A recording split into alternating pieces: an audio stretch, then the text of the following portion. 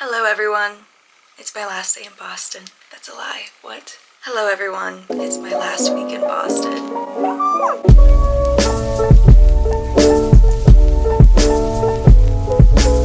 My name is Ali and welcome back to my channel. Yeah, this is a week full of mixed and very bittersweet emotions. I just finished my internship 2 days ago. I'll just go ahead and say here, talk a little bit about that if you haven't watched my other vlog where I kind of go throughout my week doing my internship at the aquarium with the penguins. It was such a unique and incredible experience. I feel so lucky to have had an experience that very few people will get to have. I don't take that for granted. It's something I think about a lot right now is I will have the juveniles and sometimes the adult penguins will nibble on the baby hairs on the back of my neck, and who gets to say that they have experienced a penguin nibbling at the baby hairs on their neck? That is such a funny and unique feeling that I have gotten to experience here. Another unique thing I've learned is how aggressive penguins are. I did not know that going into this. I really didn't know anything about penguins, and they are a very aggressive and territorial species. What I also learned with that is they're so smart, and they have these very unique and different personalities, and they have a very rich social life between them, and it's just fascinating to watch. I don't know if you guys have seen the show or remember the show Meerkat Manor that was on Animal Planet back in the day. They need to do a similar one with penguins because the way they interact with each other is so fascinating. They're so much smarter than I ever thought they were. They're so much smarter and so much more emotionally complex than I ever thought they were. So that's really cool to know now. And additionally, I want to say the African penguins, I work with two species, African penguins and southern rockhoppers. The African penguins have actually, during my time here in Boston, have been moved from endangered to critically endangered. Researchers estimate that they will be functionally extinct in the next 10 years by 2035, which is terrifying. There's less than 10,000 breeding pairs left in the world. My aquarium and other aquariums across the country are working to keep the genetic pool diverse with the penguins and have this very strict breeding program to hopefully one day be able to,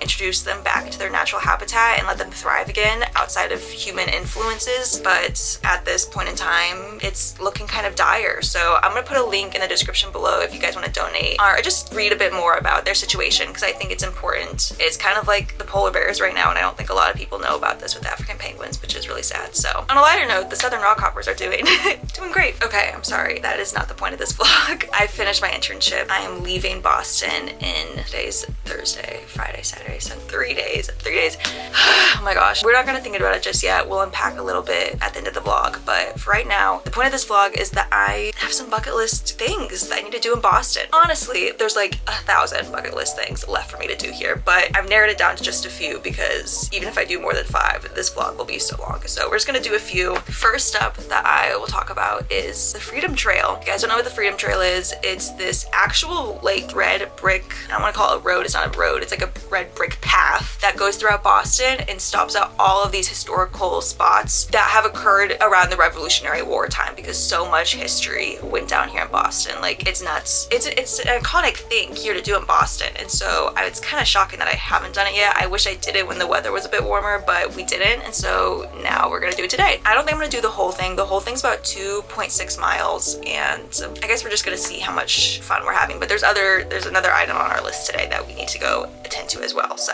okay, yeah, that's gonna be first on the list, and then I will tell you guys some of the other things that we're gonna be doing today and tomorrow later on. Let's go see Paul Revere's I don't even know what it is. His house? Is it a place he was? I don't know. We'll find out.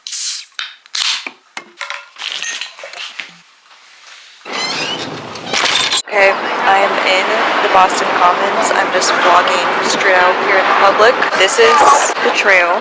I can't find where it starts. You can go either way. I think I'm gonna go this way. There is this free Freedom Trail audio tour from the National Park Service. It looks like this. I'm gonna start. This man is now speaking in my ear, and I'm gonna listen.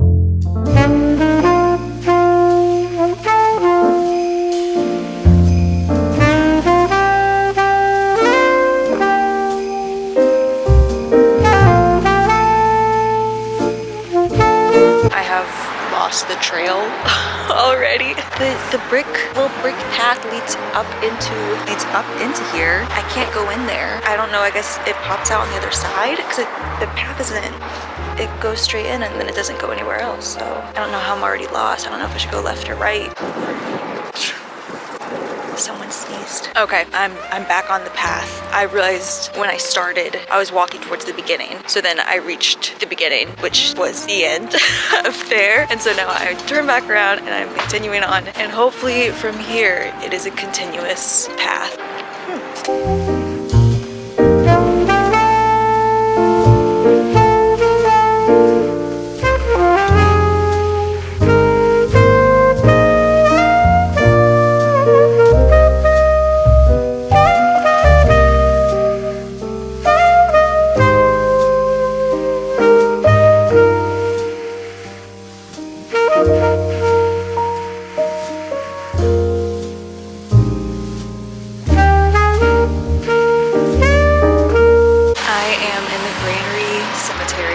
Probably the stop that I was most excited for. Partly because I've been here before. This is one of the strongest memory I have of visiting Boston a few years ago. But it's also hauntingly beautiful, and there's so many important historical figures buried here, such as Paul Revere is buried here, John Hancock, Samuel Adams, but then also thousands of regular Bostonians that died hundreds of years ago. Kind of crazy to think that there's thousands of people beneath my feet right now. The walking tour man who's speaking into my ear also talked about how a lot of these headstones have the traditional New England style that is just so epic. It's like skulls and crossbones and cherubs and angels of death and stuff like that, which I think is so sick. Whenever I die, please put skulls and crossbones on my gravestone.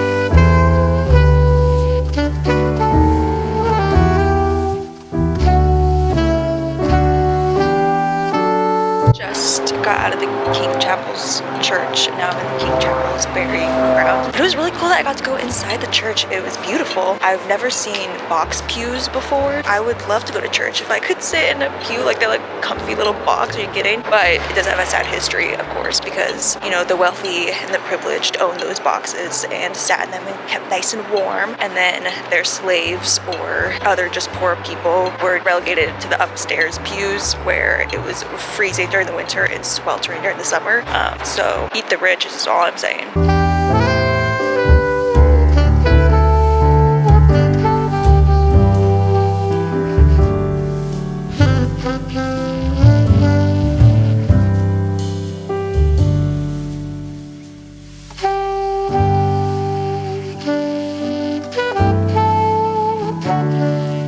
Okay, you guys, I think I'm gonna stop my self-tour here. I am getting quite cold, so I think I'm gonna stop the tour here. I'm about halfway through, and it's been really cool. I've learned a lot of cool stuff at the State House. That's actually where Bostonians heard the newly written Declaration of Independence for the first time, which is pretty insane. This whole tour is insane when just how much has gone down, like where they met before they did the Boston Tea Party. It's just crazy to think I'm walking in the exact same place that so many historical figures in this country have walked. So I'm really happy I took the time to do this, even though now I'm starting to get quite frigid. So next up on our list is to go to the Isabella Stewart Gardner Museum. If you are from Boston, I'm sure you've heard of this museum. If you're not, it's supposed to be like a really incredible museum. I'm so excited to go. I heard about this museum before I even moved to Boston. People would tell me about it whenever they found out I was going to Boston, and then since I've been here, everyone's like, have you been to the Isabella Museum? Have you been in? And I haven't. I've been saving it for the grand finale, so I'm so excited to do that. We have to get on the train and go find it, but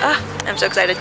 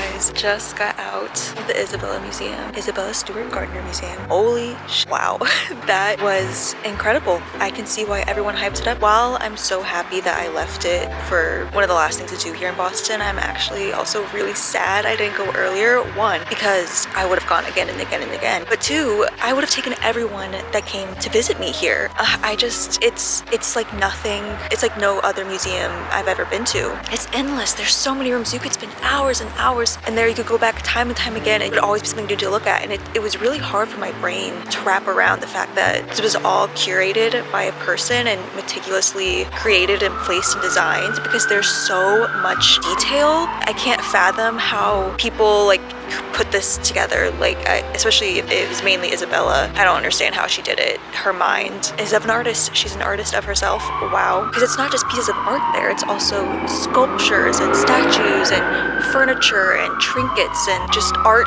decor, like wall art and everything from the doors and the arches and the marble pillars. It was just everything in there is a piece of art, and it all goes together really cohesively, even though it's all wildly different. My mind is blown, if you can't tell. And even though I'd love to see in the daytime with the natural light, which I'm sure is beautiful, I'm so happy I came. As you guys can see, the sun has set. It was setting while I was in there, and it was just such dark and moody vibes, and it was right up my alley, just like this gothic haunted castle like vibe to it all that just really enhanced the mood. Oh my gosh, if you guys are gonna go, I recommend going in the evening when the sun is setting or has set, because that was like definitely tickled some part of my brain. Okay, I'm gonna go home now because I'm cold. I never ate lunch. I'm hungry. I'm tired. But wow. That's all I gotta say.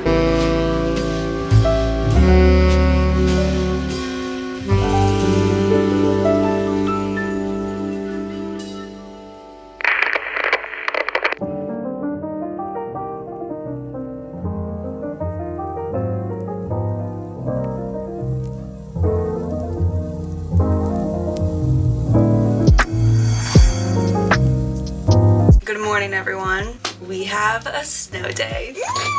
Guys, I am so excited. This has been on my Boston bucket list from day one, and I really, truly did not think I was gonna get it. It was just too early in the season, and I was just leaving too soon. I feel like so grateful. Like my last full day in Boston, this was all I wanted, was a snow day, and I got one.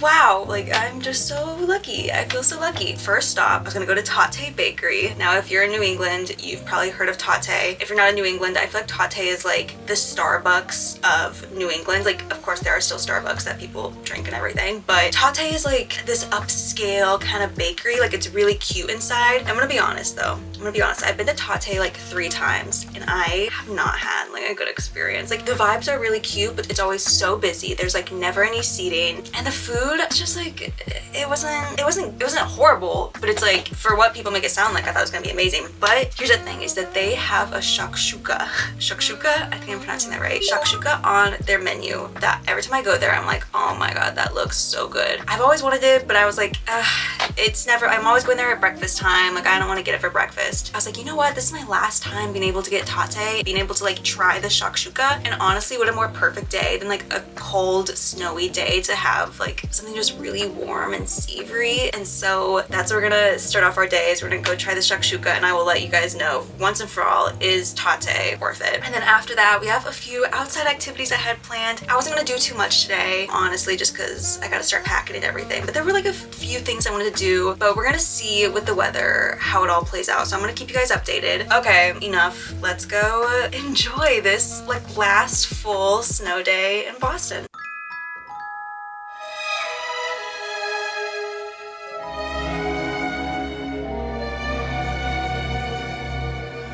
I am packing my bags, I am leaving. Think I'm going to Paris or Rome. I gotta get out of this god-awful place that I used to call my home. Maybe I'm going to London. Gotta find someplace new. or dump in a faraway slum to help me forget about you. Okay, I have finished my shakshuka. It was good. Honestly, it wasn't bad at all. It wasn't anything to like write home about, but I enjoyed it. No regrets. Am I glad I did it? I guess I'm glad I did it because I know, but I wouldn't go back and order it again. But now we are on our way to the Boston Commons. Something I really wanted to do was go to the Charles River Esplanade and walk along the river, which I still want to do that. But then my landlady told me about ice skating. So we might go check it out. I can't ice skate to save my life. I tried recently and I'm really bad. But she was telling me about this time that she was ice skating in the snow at the Frog Pond at the Boston Commons decades ago, and it's like, ugh, it does sound kind of magical. So we're gonna walk by and check it out, but if it's not the vibe, we're gonna keep going and we're gonna walk along the river. I wish I had done this when the weather was nice, but I didn't. But I think it'll be really nice in the snow. Definitely getting soaked constantly, so we'll see how long that walk is.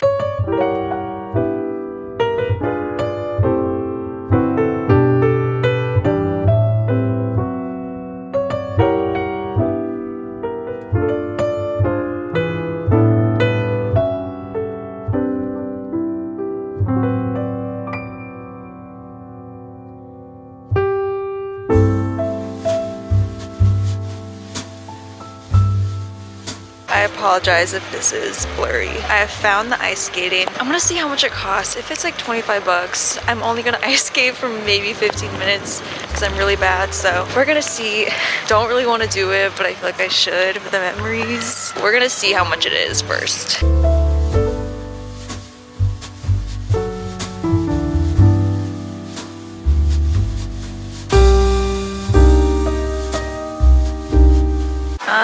It was $25, but it's for the memes. I'm so scared. Oh my gosh, even walking on this is gonna be so scary. Guys, I'm gonna eat shit. I'm doing this for you.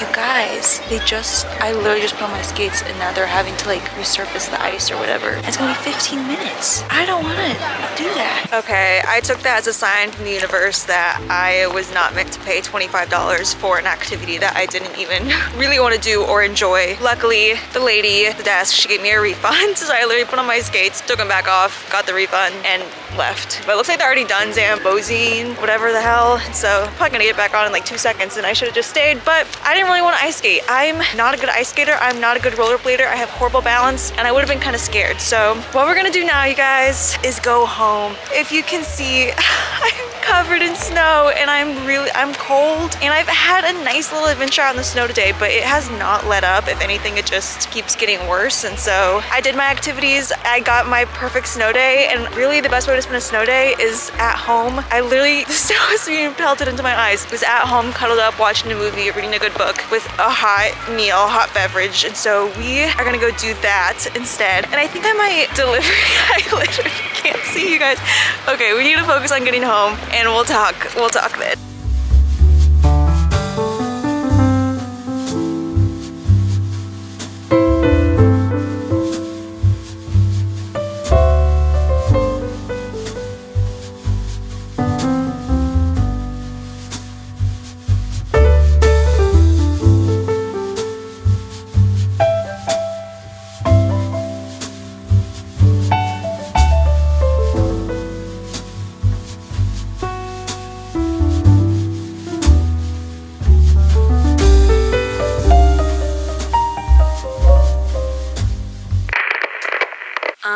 I have a bone to pick with y'all, because how come no one told me my makeup looked like that? I obviously could feel all of the snow like in my eyeballs, but I had no idea my mascara was running down my face. That's horrible. As you guys can see, I am now home and completely cozy and warm and dry, and it is still... It looks like it finally stopped snowing. What the hell? But it's supposed to continue snowing until the night. So the nail in the coffin for me, I think, was when I sat down on the bench to put my skates on and then my butt was soaked with icy cold water, and that wasn't gonna go away anytime soon. So I'm happy and content to leave when I did. Oh my gosh, you guys, though I'm so I wouldn't change this day for anything. Like, what a lucky last day for me to have. I still have tomorrow, in which I'm just staying home and packing, but like my last day on the town to finally get the snow day of my dreams. Oh my god. Yeah, yeah, it was a great day. I technically didn't really complete everything on my bucket list, but honestly, I've done a lot during my time here in Boston, and I feel like I've traveled outside of Boston quite a bit. I went to Salem and Newburyport and Cape Cod and Nantucket and Portsmouth. Like, I've been around a lot, and there's still so much that I would love to do here, especially as it moves into spring. Like, I would love to go to a baseball game and get a hot dog. There's so many like art museums I still haven't been to, and so many restaurants I wanted to try. There's still so much here. Like, I could live here for the rest of my life and never get bored, and I can't believe this is my last Boston vlog. It's so sad. Don't worry, the adventures are not ending here, you guys. Of course, they never do. I always have something in the works. I think if you guys follow me, and you follow me because I kind of move around a lot, because I do, and I'm always going to the next new thing, stay tuned, because I don't think any of y'all could predict where I'm headed to next after this. But before I end this vlog, I just wanted to list off some of the things that I have absolutely loved about living in this city. Things that I really would love to find in my like permanent home in the future, whether that is Boston or somewhere else. Of course, the first thing that I've already touched on is that there is so much to do here. There's always something going on. There's always some event to attend, or a workshop, or a class, or something to go do with friends. Always a bar, restaurant that's having trivia night or something like that. There's always something to do, and you really actively have to want to be bored in this city. Even when I'm just walking from like place to place in the city, there will be some kind of event going on, and I'll stop and I'll be like, the other day they had like alpacas out on the street, and I was like, what the hell? So it's just like there's always something. And as someone that's come from these very small towns these last few years, it's nice. It's really nice to always have something to go and do, and not to do the same thing over and over again. So I really appreciate that. Next up is that I feel really safe in this city. I have not once had any issue with any man or person coming up to me and making me feel uncomfortable. I've had like a few incidences with people on the subway that are maybe under the influence of something, or just maybe, you know, stressing me out a little bit, but honestly, nothing more than me feeling just vaguely uncomfortable. It has never escalated at any point. Even though I am always precautious and aware of my surroundings, I never have had any issues, and I feel so fortunate for that. And then lastly, and this is my favorite thing about living in this city, is the public transportation. And I've had issues, okay? Like, it's not perfect, but I just love I don't enjoy driving. I'm a passenger princess always, so to be able to just hop on the subway, put in my headphones, and go and not have to worry about anything until I reach my destination is so nice. And yes, there's some times where it's like you get on and it's really crowded, and that's the one downside, is being smushed up against people sometimes, but honestly, I don't have to deal with that too often, so that's really nice. And anytime the train is slow or something like that and I start getting irritated, I think about being in a car and dealing with traffic, and how if I were in a car right now in Boston, I would be dealing with 10 times more traffic than I am on the train. It takes you pretty much everywhere, and that leads me into, I guess, my final point, which kind of connects to it, is that being in a walkable city. Oh, you guys, I didn't realize I loved walking so much. I didn't realize I love walking so much until I live in a place where everything is connected, and I love living in a walkable city. I need that in the future, and I think it also just creates a more tight-knit community, and I think it's really nice just to be surrounded by people, even if you're not interacting with them, just to know we're all going about our day, and to have the space feel filled, and to feel like you're not just alone and disconnected from someone. Compared to other places where it's if you're going to walk to the store, then you're going to be walking on the side of an insanely busy highway, you know? And so that's my favorite thing, the train, but then mostly just a walkable community is. Okay, you guys, I could rant for hours and hours about how much I love this city, because I really do, but I will end the vlog here. Thank you guys so much for watching. Thank you for everyone that commented on things to do, places to see, and I hope you guys have enjoyed this little Boston adventure with me. This is my first adventure that I've been completely on my own since going to college, I guess. It was exactly what I hoped for, and it's not been the easiest time, of course. It's been full of its own challenges, but I had kind of high expectations for Boston, and honestly, the expectations were exceeded. So if you're from Boston, I love your city, and thank you for sharing it with me, and I really hope to come back, if not to Boston, then just to New England one day. And I'd love to spend the spring and summer here. Now everyone's talking about how excited they are for spring and how beautiful and lovely it is, and I'm like, shut up. Maybe next year though. Okay, thank you guys, love you all, and I'll see you in the next adventure. Mwah.